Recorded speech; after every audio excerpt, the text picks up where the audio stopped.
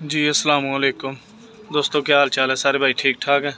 लोग मेरे भाई सफ़ेद कबूतर छतरी वाले प्योर हालत में छतरी वाले कबूतर हैं, बिल्कुल सफ़ेद ही नोके हैं, सफ़ेद इनकी आंखें। मैं आपको शौक करवाता हूँ इनका। माशाल्लाह बड़ी क्वालिटी में जोड़ा है, ये नर मादी है।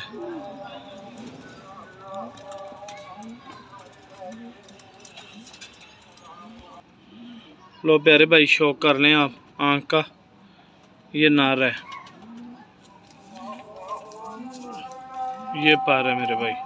माशाल्लाह लाजवाब चीज़ है।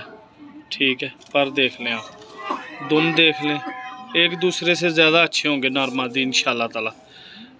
ये पंजे है, मादी ने अंडे दिए हैं मेरे पास, इस चीज़ की उसकी गारंटी है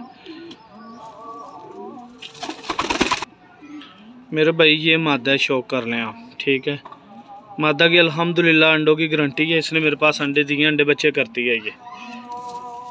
तो ये मेरे भाई पार है, बड़ी ही लाजवाब कबूतरी है माशाल्लाह से। ये दुम है।